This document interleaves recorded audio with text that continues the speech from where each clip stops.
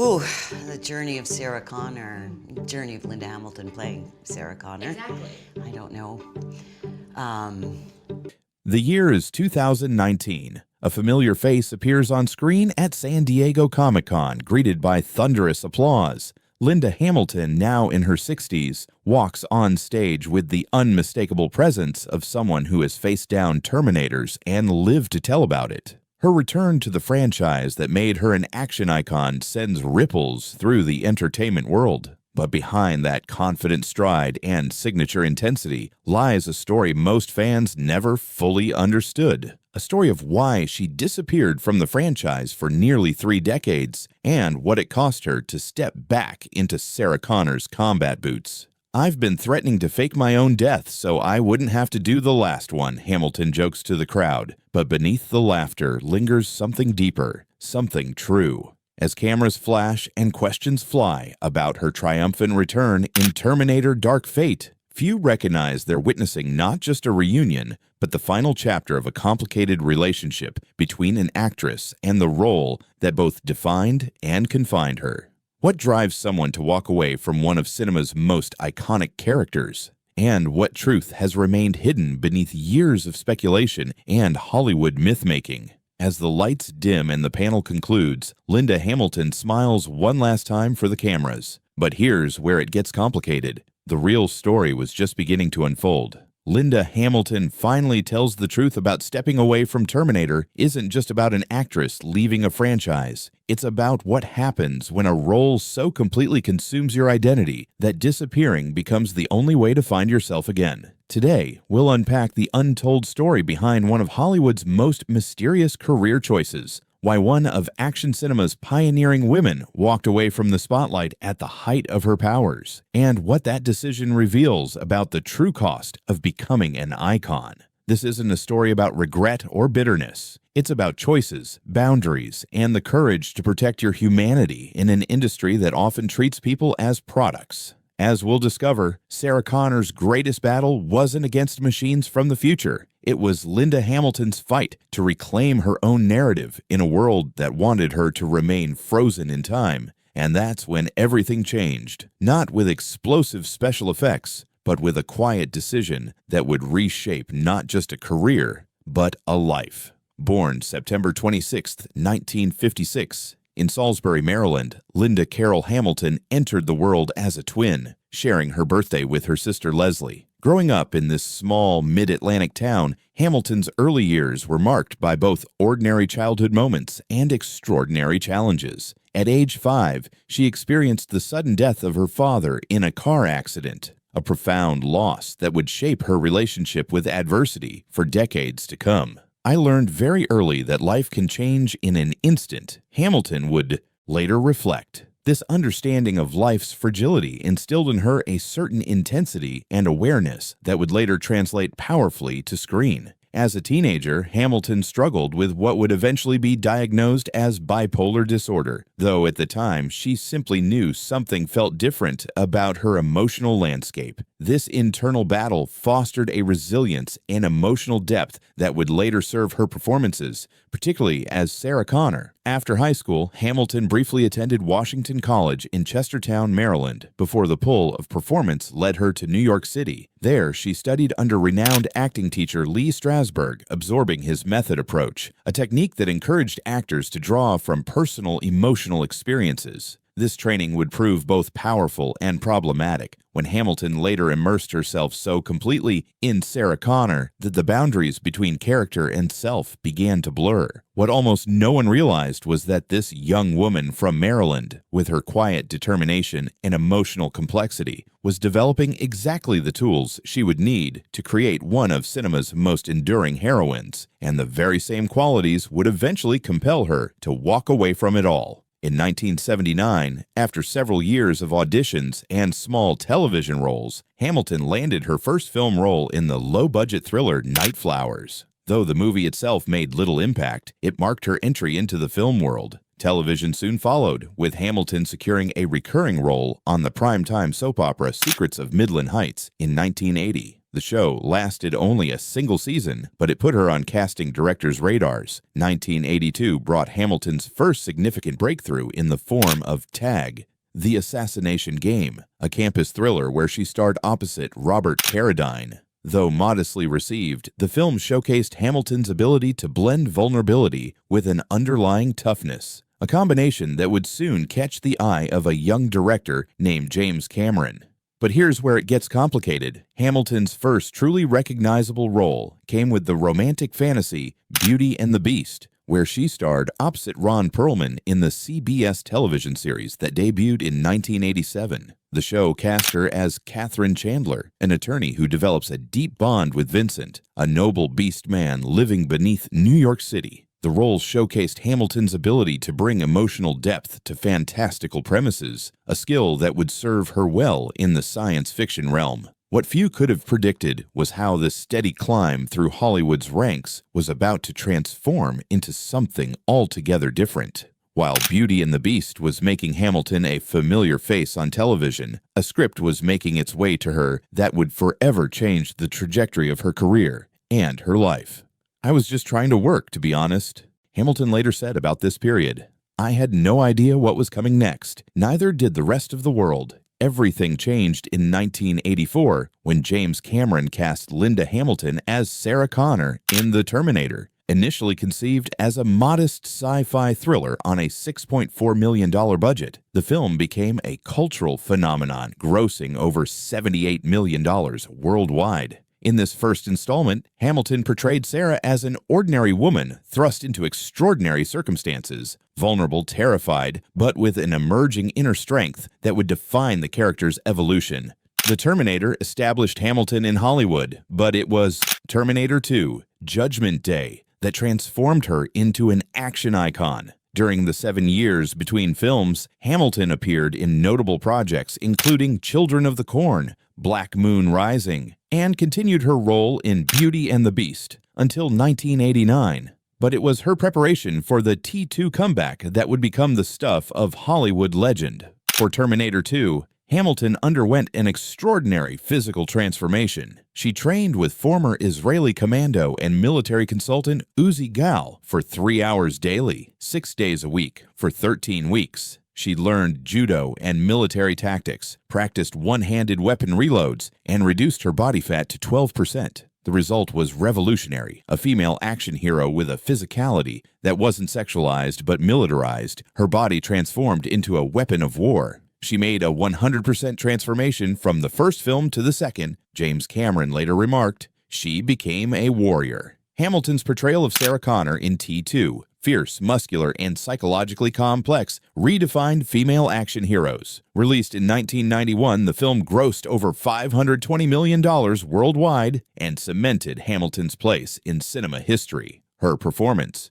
particularly the psychiatric hospital escape scene and the playground nuclear nightmare, demonstrated her remarkable range, blending physical prowess with raw emotional vulnerability. What almost no one realized was that this iconic performance came at a significant personal cost, one that would eventually lead her to make a decision that would baffle Hollywood and leave fans wondering for decades. At the center of Linda Hamilton's Terminator journey stood James Cameron, visionary director, demanding collaborator, and eventually her husband. Their relationship evolved from professional to personal during the filming of Terminator 2, a complex entanglement of creative partnership and romantic connection that would profoundly impact Hamilton's relationship with the franchise. "Working with Jim was like being in the eye of a hurricane," Hamilton once reflected. "Exhilarating, terrifying, and impossible to walk away from unchanged." Cameron's perfectionism pushed Hamilton to her physical and emotional limits during T2's production. The director was known for his exacting standards and explosive temper on set, creating an environment of constant pressure. Yet it was precisely this intensity that helped forge Hamilton's legendary performance. In Cameron, Hamilton found someone who believed she could embody a transformation that Hollywood had rarely asked of women before. Arnold Schwarzenegger, her co-star and the franchise's titular character, maintained a different dynamic with Hamilton. Despite sharing the Terminator spotlight, their characters' adversarial relationship in the first film evolved into reluctant allies in the sequel. Off-screen, they developed a mutual respect, with Schwarzenegger later praising Hamilton's dedication to the physical demands of the role. Linda showed up ready for war, Schwarzenegger recalled years later. She transformed herself completely and raised the bar for all of us. Also significant was Edward Furlong, who played Hamilton's son John Connor in T2. Only 13 when filming began, Furlong's own troubled background created a dynamic where Hamilton sometimes found herself in a maternal role both on and off camera, adding another emotional layer to her already demanding performance.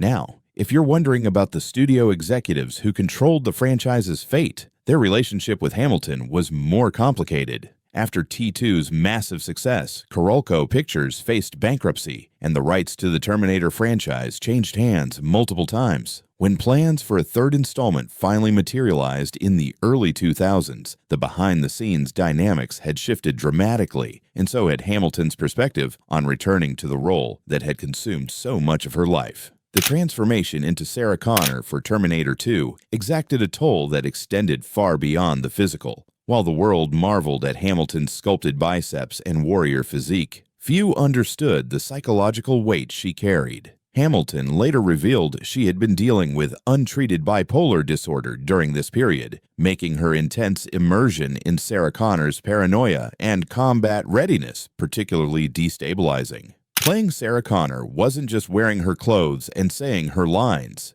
Hamilton explained years later. It was living inside her trauma, her fear, her warrior mentality. And when you're already struggling with your own mental health, those lines between character and self can become dangerously blurred. The physical demands alone were extraordinary. Hamilton suffered permanent hearing damage in one ear when she fired a shotgun in an elevator during filming without replacing her earplugs. She endured constant muscle soreness, injuries, and the extreme stress of maintaining her militarized physique. The 3-month training regimen left her exhausted before filming even began. Meanwhile, her personal life underwent seismic shifts. Her relationship with James Cameron intensified during production, eventually leading to their marriage in 1997. But the power dynamics of being both director and romantic partner created complicated boundaries. Hamilton later described feeling in his shadow. During this period, her own identity increasingly tangled with both Sarah Connor and her relationship with Cameron. Professionally, the role's success created its own paradox. While T2 showcased Hamilton's extraordinary range and commitment, it also typecast her. Hollywood struggled to see beyond the hardened warrior she had so convincingly portrayed. Offers for similar action roles poured in, but few provided the depth or complexity that had made Sarah Connor compelling. And that's when everything changed. As discussions about a third Terminator film began to materialize in the late 1990s, Hamilton faced a pivotal decision, one that would confound fans and industry insiders alike. What drove one of action cinema's most iconic women to walk away from the role that defined her career? In 2019, as Terminator: Dark Fate prepared for release, Linda Hamilton finally addressed the question that had lingered for decades. Why had she walked away from the franchise after T2, declining to appear in Terminator 3: Rise of the Machines? The character is such a hard one to live up to, Hamilton revealed during press interviews. She was always so driven by trauma, by pain, by a terrible future that only she knew was coming. Living in that mindset year after year, it's not healthy. This wasn't merely an actress tired of a role. Hamilton was describing a profound psychological boundary she needed to establish. After years of silence on the topic, she explained how completely she had immersed herself in Sarah Connor's psyche, a woman perpetually preparing for apocalypse, unable to connect with others, hardened by a future only she could see. "I used everything I was going through personally at the time," Hamilton confessed, referring to her struggles with bipolar disorder, which remained undiagnosed during the filming of T2. "I funneled all of that, all of my own sense of isolation, my fears, into Sarah. And when you do that for months on end, it changes you."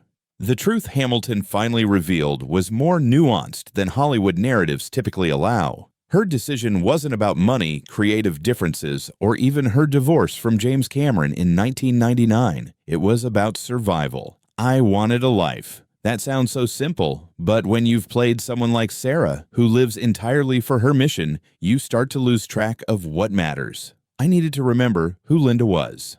When the script for Terminator 3 arrived, Hamilton read it and made the difficult decision to decline. The official story at the time cited scheduling conflicts, but Hamilton now acknowledges she couldn't bear to re-enter Sarah Connor's traumatized mindset. She was finally prioritizing her mental health over Hollywood expectations. But here's the part most people miss. Walking away from Terminator wasn't an ending for Hamilton. It was a beginning. The narrative that emerged around Hamilton's departure from the franchise often painted her as difficult, ungrateful, or perhaps worst of all, irrelevant. Hollywood's machinery, ever hungry for simple explanations, reduced a complex personal choice to tabloid speculation. The reality, as Hamilton has since clarified, was far more nuanced. There's this idea that if you walk away from a successful franchise, you must be crazy, Hamilton reflected. The truth is, sometimes walking away is the sanest choice you can make. What few understood was the perfect storm of circumstances surrounding Hamilton's decision. Her divorce from James Cameron finalized in 1999 with a reported $50 million settlement, giving her the financial freedom to be selective about roles. This independence allowed her to make choices based on well-being rather than necessity, a privilege rare in an industry known for its volatility. Additionally, the early 2000s represented a particularly bleak period for women in action films. The brief renaissance of female action heroes that Hamilton helped pioneer with T2 had faded, replaced by increasingly sexualized portrayals with diminishing agency. The Sarah Connor written for Terminator 3 was killed off early in the script, a diminishment of the character Hamilton had worked so hard to build.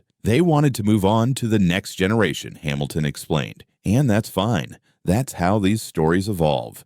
But I didn't need to watch Sarah die on screen. She had given enough. Mental health awareness in Hollywood was also dramatically different 2 decades ago. While today's industry has begun, slowly, to acknowledge the psychological toll of certain roles, Hamilton made her choice in an era when discussing such impacts was still taboo. Her decision to protect her well-being by stepping away from a traumatic character was ahead of its time. And that's when everything changed, when Hamilton discovered that leaving Sarah Connor behind opened doors to a different kind of life, one where her value wasn't measured by box office numbers or bicep definition. What critics framed as career suicide, Hamilton experienced as personal salvation. The pivotal moment came in 2003. As Terminator 3, Rise of the Machines hit theaters with a new actress briefly portraying Sarah Connor's death. Linda Hamilton was miles away, both literally and figuratively, from Hollywood's machinery. She had relocated to the quiet community of Malibu, creating a life deliberately distanced from the industry spotlight. I moved to a small town, raised my children, and concentrated on being present in real life rather than fictional apocalypses. Hamilton later explained, "This wasn't a retreat. It was a recalibration." This turning point represented more than just declining a role. It marked Hamilton's conscious decision to redirect her definition of success. While Hollywood continued producing Terminator sequels of varying quality, Terminator Salvation, Terminator Genesis, Hamilton focused on selective projects that allowed her to maintain balance. She appeared in independent films like Smile and took guest roles on television shows including, according to Jim, Thief, and Chuck, where she played Mary Bartowski, the missing mother of the show's protagonist. These roles allowed her to exercise her craft without the all-consuming immersion that Sarah Connor had demanded. "I chose smaller parts, things I could walk away from at the end of the day," Hamilton noted. "I'd given everything to Sarah, physically, mentally. I learned I needed to keep something for myself." This period also saw Hamilton become increasingly candid about her bipolar disorder diagnosis, which she received in the 1990s. She began speaking publicly about mental health, gradually transforming her personal struggles into advocacy. The woman who once channeled her undiagnosed condition into Sarah Connor's intensity now used her experiences to help destigmatize mental illness. What almost no one realized was that this apparent career deceleration actually represented something revolutionary in Hollywood, an actress defining success on her own terms, prioritizing well-being over fame, and refusing to be defined by a single iconic role. "Everyone thought I disappeared," Hamilton said years later, "but I was just living, really living, for the first time in years." This quiet revolution would continue for nearly 2 decades before circumstances aligned to bring Hamilton face to face with Sarah Connor once again. But when that moment came, she would approach it as a woman transformed by the very decision to walk away. During the years away from the Terminator franchise, Linda Hamilton didn't stop growing as an artist. She simply chose battlegrounds that wouldn't consume her. The period from 2003 to 2017 saw Hamilton take on carefully selected roles that showcased different facets of her talent, while allowing her to maintain the balanced life she had fought to create. Her recurring role as Mary Bartowski in the NBC series Chuck revealed Hamilton's gift for combining mystery with maternal warmth, playing a spy mother whose absence shaped her son's life. The role carried echoes of Sarah Connor's protective instincts, but allowed Hamilton to explore them with humor and nuance rather than trauma-driven intensity. In 2016, Hamilton joined the cast of Sci-Fi's Defiance for its 3rd season, playing the ruthless Pilar Macaulay. The role demonstrated her ability to portray complex antagonists with humanity, a skill honed through understanding Sarah Connor's moral ambiguities. Between these more visible projects, Hamilton appeared in independent films and guest spots that kept her creatively engaged without public pressure.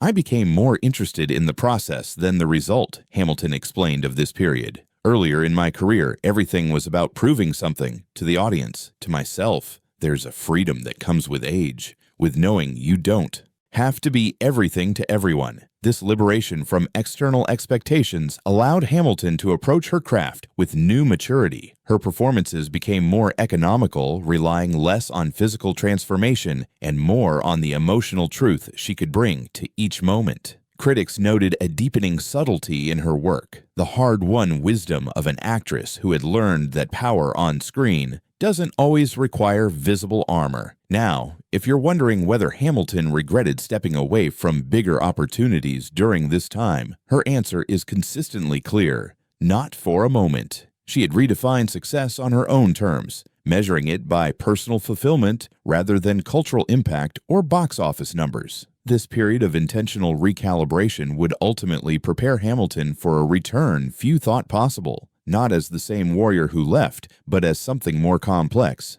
An action icon who had learned that the greatest strength sometimes lies in knowing when to lay down your weapons. In 2017, a phone call from James Cameron changed everything. After years of silence between the former spouses, Cameron reached out with a proposition: return to the Terminator franchise for a direct sequel to T2 that would ignore all intervening films. Hamilton's initial response was telling: "I really have to think about this." When Hamilton finally agreed to reprise her role for 2019's Terminator Dark Fate, she brought with her decades of perspective that transformed her approach to Sarah Connor. Now in her 60s, Hamilton returned not as someone desperate to reclaim past glory, but as an actress with the wisdom to set clear boundaries. "I made it very clear from the beginning that I wasn't interested in pumping iron for months again," Hamilton revealed during the film's promotion. "Sarah has aged. I've aged. And there's power in that reality that I wanted to explore."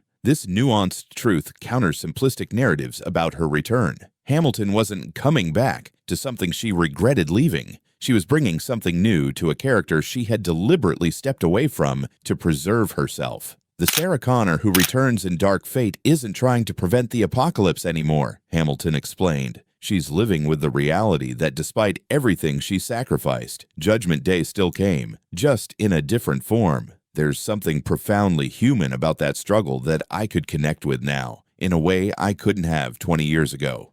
Hamilton also firmly corrects misconceptions about her choices. "People assume I stepped away because I didn't want to be typecast. That wasn't it. I stepped away because playing someone so damaged was damaging me. Coming back now, I have the tools to separate myself from the role." Perhaps most importantly, Hamilton clarifies that her return doesn't invalidate her earlier decision. Walking away was right then. Coming back is right now. Both choices can be true. Here's the part most people miss. Hamilton's journey with Terminator isn't a simple narrative of departure and return. It's a complex relationship between an artist and her most defining work, one where both needed time apart to evolve into something more interesting together. Beyond the explosions and time-traveling robots, Linda Hamilton has maintained a deliberately quiet personal life. After her divorce from James Cameron in 1999, Hamilton prioritized raising her two children, Dalton from her first marriage to actor Bruce Abbott, and Josephine, her daughter with Cameron. This focus on family remained constant, even as her relationship with fame fluctuated. Hollywood measures success by visibility, Hamilton once observed. I measure it by how present I can be for the people who actually matter in my life. Hamilton's Malibu home became a sanctuary far removed from the industry's constant scrutiny. There, she found space to manage her bipolar disorder with appropriate treatment, develop sustainable routines, and cultivate relationships unrelated to her career. Friends describe her as grounded, funny, and far more interested in gardening or community matters than industry gossip. Her philanthropic work, though rarely publicized, has focused on mental health advocacy and organizations supporting women and children affected by domestic violence. These choices reflect Hamilton's understanding of trauma, both the fictional kind she portrayed through Sarah Connor and the real experiences many face. Playing someone who lives with constant hypervigilance gave me insight into what trauma actually does to a person, Hamilton has explained. I wanted to help create spaces where people could heal from that state, not just survive in it. Despite her intentional distance from Hollywood, Hamilton never completely disappeared. She continued taking roles that interested her, participated in conventions when it felt meaningful, and occasionally gave interviews, though always on her terms. What emerged was a relationship with fame based on authenticity rather than accessibility. "I'm not hiding," Hamilton clarified in a rare 2019 interview. "I'm just living. There's a difference."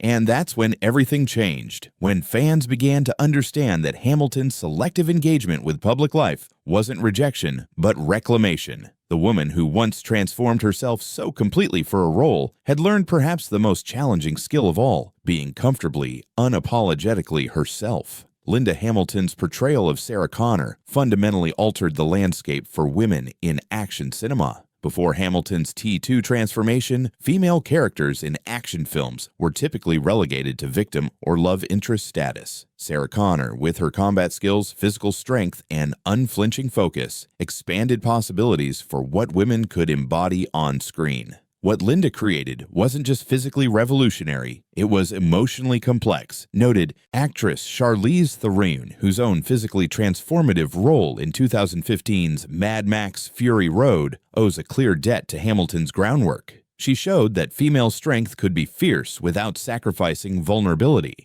Hamilton's influence extends beyond the characters directly inspired by Sarah Connor. The DNA of her performance can be traced through Sigourney Weaver's continued evolution as Ripley in the Alien franchise, Uma Thurman's bride in Kill Bill, and more recently, characters like Scarlett Johansson's Black Widow and Danai Gurira's Okoye in the Marvel films. Beyond specific roles, Hamilton's approach to action helped legitimize the physical transformation process for actresses. Her dedication to building an authentically combat-ready physique, rather than simply appearing conventionally attractive in action scenes, raised standards for how women could occupy physical space on screen.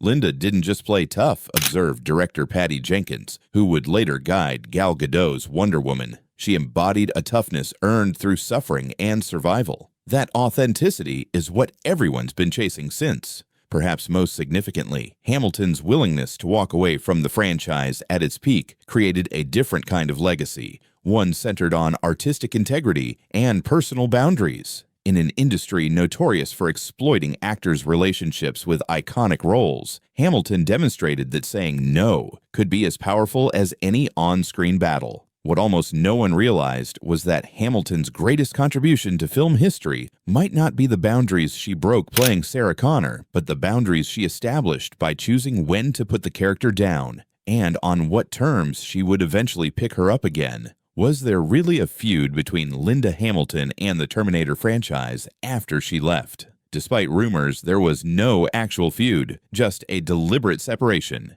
Hamilton has maintained respectful relationships with both Arnold Schwarzenegger and James Cameron over the years, even after her divorce from Cameron in 1999. Her decision not to appear in subsequent sequels was personal, not political. Did Hamilton regret walking away from Terminator 3?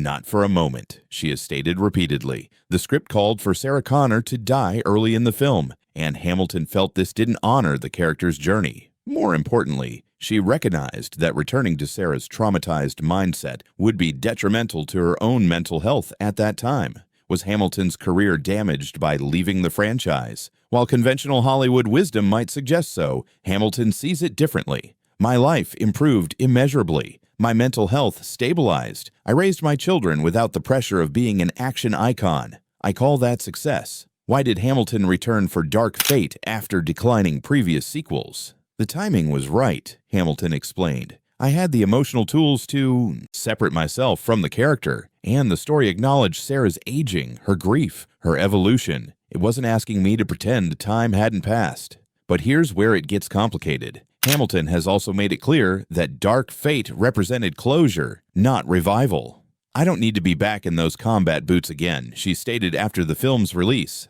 Sarah and I have said what we needed to say to each other. Will Hamilton ever play Sarah Connor again? While never saying never, Hamilton has been clear. It would take something revolutionary about the character's journey to bring me back. Sarah has earned her rest. So have I. Time has a way of revealing the wisdom in choices that once seemed inexplicable. As Linda Hamilton entered her 60s, the decision that once baffled Hollywood, walking away from one of cinema's most iconic roles, began to appear not as career suicide, but as an act of profound self-preservation. I've come to understand that Sarah Connor gave me everything, and nearly took everything, Hamilton reflected during Dark Fate's promotion.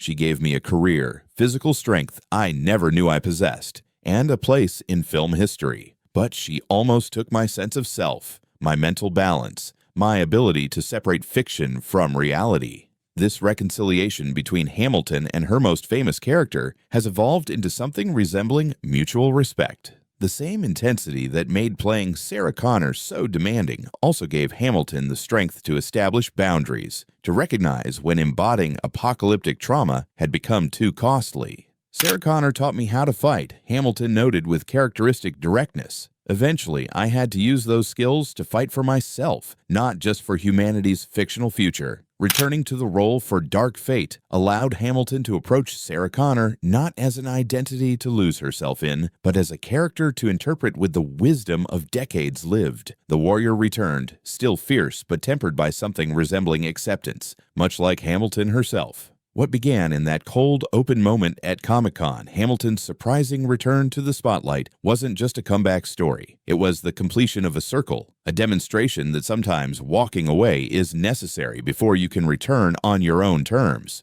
And that's when everything changed. The narrative transformed from one of abandonment to one of integrity. An actress brave enough to protect herself from the very role that made her a legend. As the credits roll on Linda Hamilton's journey with Sarah Connor, what emerges isn't a simple Hollywood narrative of rise, fall, and redemption. Instead, we find something far more human. The story of a woman who discovered that sometimes the most courageous battle isn't fought with weapons, but with boundaries. I've made peace with Sarah, Hamilton reflected after Dark Fate. We understand each other now in a way we couldn't before.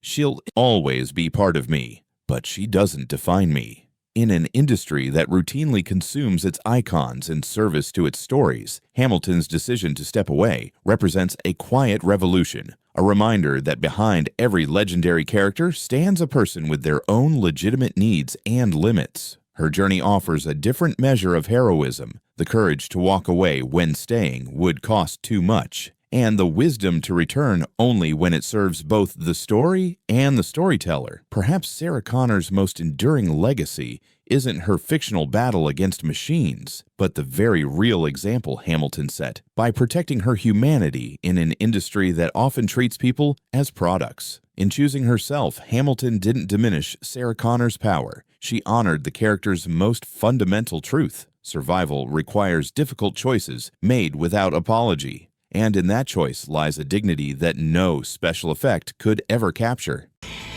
But after careful consideration and vague outline of the story, and thinking I've got 28 years to fill in with character and make these decisions.